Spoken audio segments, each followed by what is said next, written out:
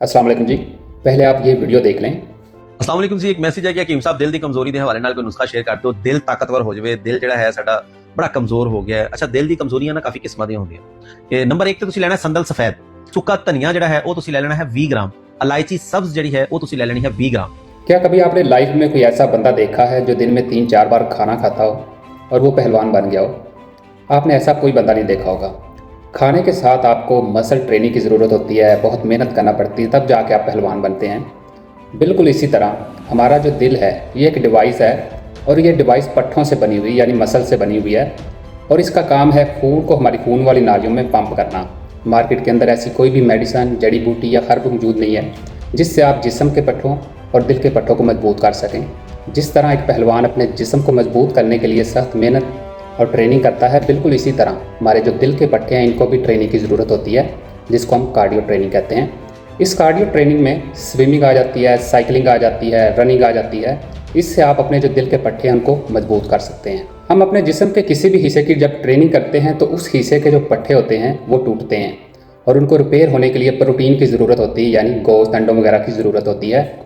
और जब हम अपनी खुराक में गोश्त और अंडों का इस्तेमाल करते हैं तो नेक्स्ट टाइम हमारा जिस्म उन पट्ठों को ज़्यादा मजबूत बनाता है।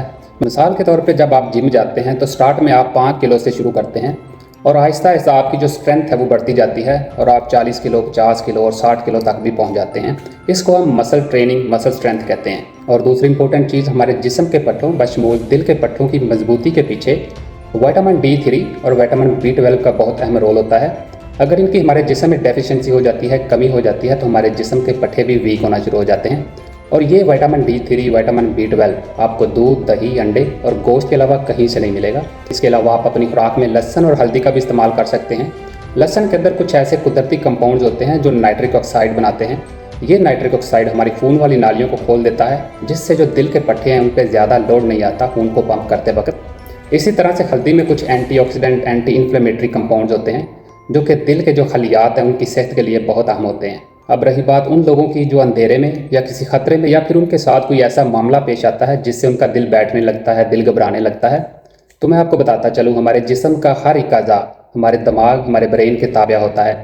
हमारे ब्रेन ने जो सिग्नल भेजना होता है उसी तरह से हमारे जिस्म के हर अज़ा ने उसको रिस्पॉन्स करना होता है। मिसाल के तौर पर आप किसी खतरे को महसूस करते हैं तो हमारा दिमाग एक केमिकल रिलीज़ करता है। ये केमिकल हमारे गुर्दों को हिट करता है, वहाँ से एक एपिनेफ्रिन नामी हार्मोन रिलीज़ होता है। ये हार्मोन हमारे दिल की धड़कन को ज़्यादा कर देता है, जिससे जो खून का फ्लो हमारी टांगों की तरफ ज़्यादा हो जाता है, उसमें ऑक्सीजन और न्यूट्रिएंट ज़्यादा जाने लगते हैं, जिससे हमें भागने में मदद मिलती है।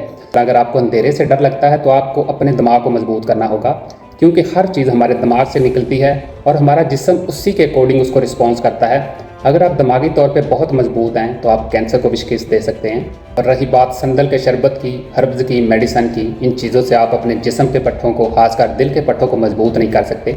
इन चीज़ों को मजबूत करने के लिए आपको स्ट्रेंथ ट्रेनिंग करना पड़ेगी, कार्डियो करना पड़ेगी, एक्सरसाइज डेली करना पड़ेगी।